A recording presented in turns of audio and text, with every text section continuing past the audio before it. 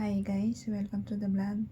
Ang Diyos amang nasa langit na buhay ay hindi nakakalimot sa'yo. Ikaw lang naman ang nakakalimot sa Kanya eh. Dahil bakit marami ka masyado kang abala. Masyado kang maraming iniisip sa buhay mo na hindi naman nakakatulong sa'yo. Iniisip mo yung mga problema mo, utang mo, alalahanin mo, pagkabigo mo, mga agam-agam mo sa buhay, mga paglilibang mo dyan sa social media, na kung minsan nakakalimutan na natin ang Diyos amang nasa langit. Sana po huwag po tayong makalimot. Huwag po tayong makalimot sa ating Diyos Ama. Pero ating Diyos Ama lagi tayong pinapaalala na itigil na, ihinto na, magdasal at manalig sa Kanya at magpuri. Kasi kapag ginagawa po natin yung mga ganong bagay na nanalig tayo, nagpupuri tayo, nagpapasalamat tayo sa Diyos, sa ating Diyos amang buhay na nasa langit, tsak na tsak, maliligtas ang kaluluwa mo. Mapapabuti tayo, mapupunta tayo sa matuwid na landas.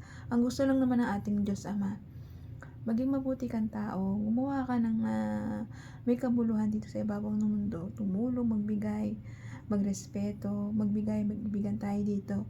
Huwag natin kalimutan na ating Diyos Ama, na alam natin na siya laging nagpo-provide sa atin. Kahit kayo yung kinakalimutan nyo na yung ating Diyos Ama, masyado kayong nagpo-focus dyan sa mga love life nyo, na balang araw, iiwan din naman kayo. Diba? Balang araw, yung mga social media nyo, iiwan din kayo nyan. Diba? So, sobra kayong focus sa mga social media nyo, balang araw, balang araw, hindi na kayo sisikat. Balang araw, wala naman nanonood din sa inyo. Pero kung Diyos amang ipofocus nyo sa buhay nyo, tsak na tsak, hindi kayo iiwan niya, tsak na tsak, mapapabuti at mapapaganda yung buhay nyo.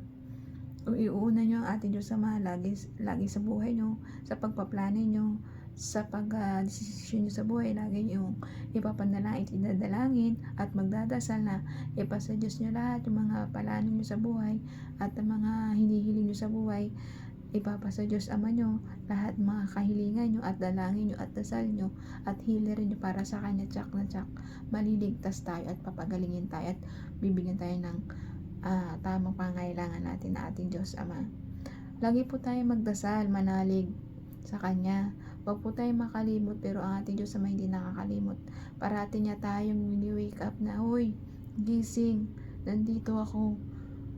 Huwag niyo akong kalimutan. Huwag puro kayo social media. Huwag puro kayo love life. Huwag puro kayo busy sa business nyo. Meron ako, nandito akong Diyos Ama.